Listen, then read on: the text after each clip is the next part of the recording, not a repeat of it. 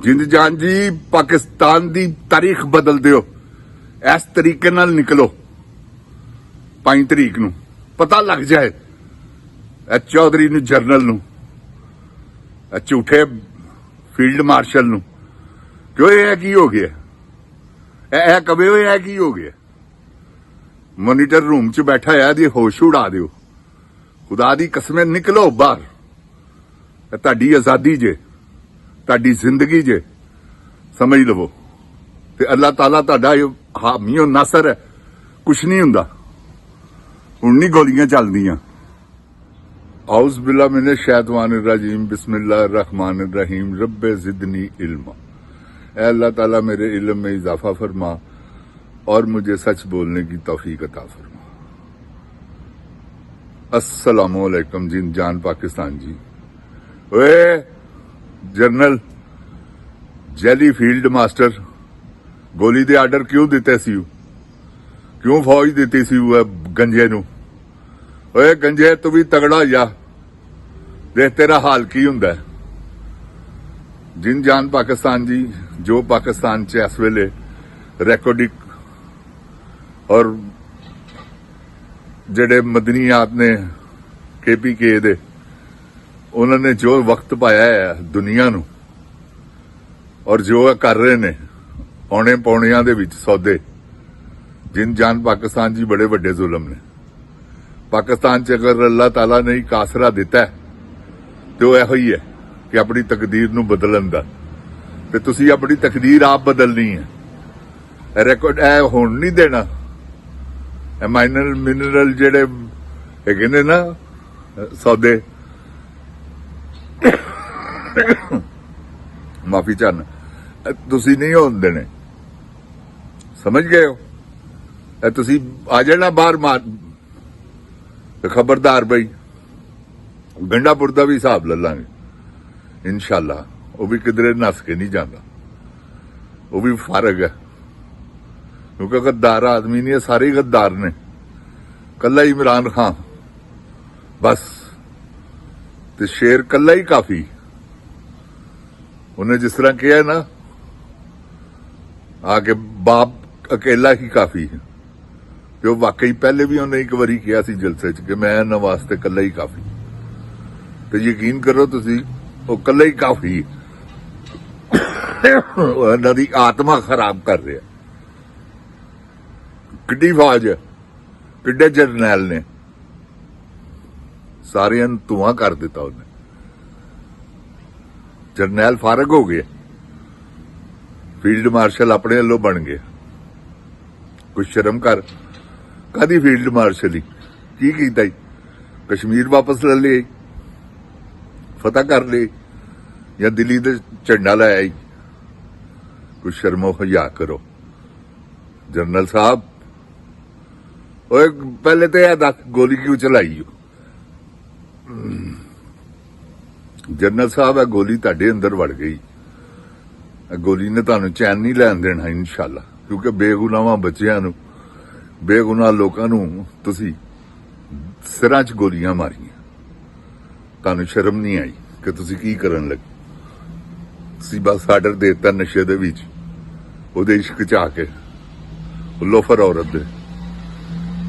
तुहानू पता लग गया ना कि वह लोफर ही है कि नहीं? पता लगा? लग जाएगा। तुसी देखना की तुहाडे कोलों करवा रही है कि ओहदियां भैणां ने मासूम उन्हां नूं मुलाकात नहीं करन दे रही और उत्थे तुसी एक कर्नल बिठाया है जेल च। वो किसी खंजीर दा बच्चा है और उतो तुसी उत्थे एक हुण नवां काम लाता है। वो खंजीर दा बच्चा वुजू वास्ते सही पानी नहीं दे रहा। गफूर अंजम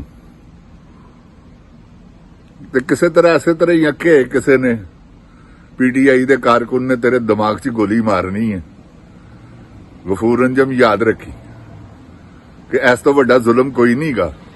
यह जहाद ही तेन मारना। ए मैं तेन दस दिया क्योंकि तू वुजू वास्ते पानी जिहड़ा वा ना वो गंदा दे रहे।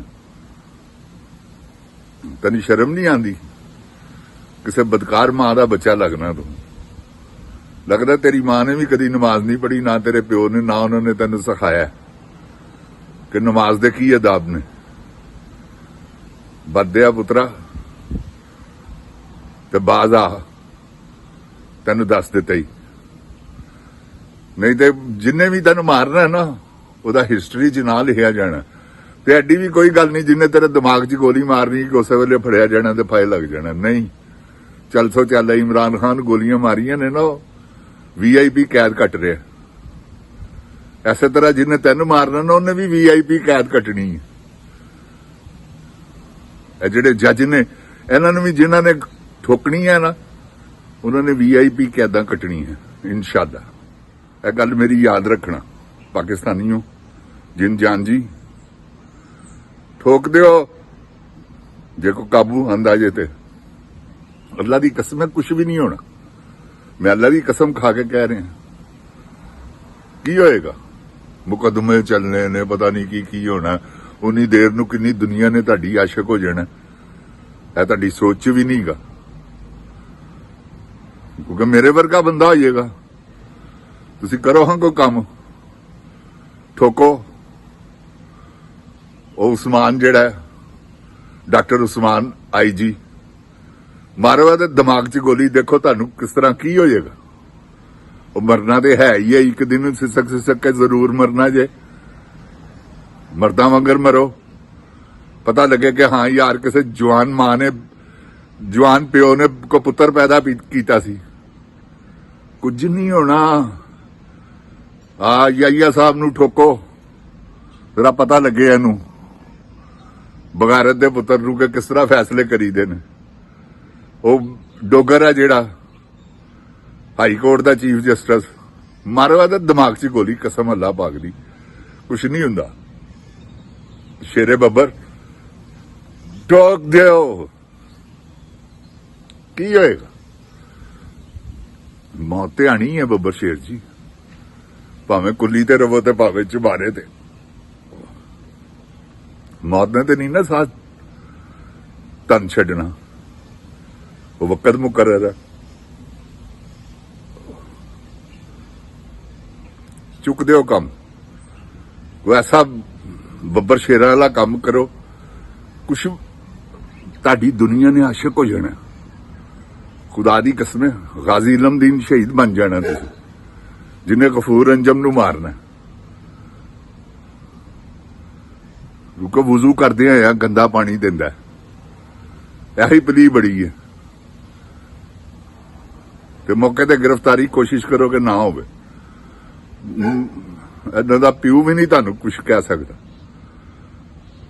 जिंद जान पाकिस्तान जी, यह मेरा दावा गा जी। ते इंशाअल्लाह अल्लाह ताला दी रहमत दे सदके, अल्लाह ताला ने चाहया ते तुहानूं अल्लाह हिम्मत देगा।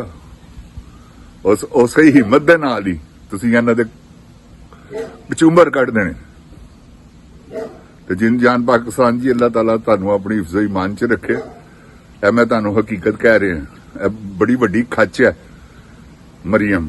इनू भी जिन्हें ठोकना ना ओदा भी समझ लो जनता च घर है, क्योंकि एडी बदकार औरत और एडी कातल औरत मैं अपनी लाइफ च नहीं देखी।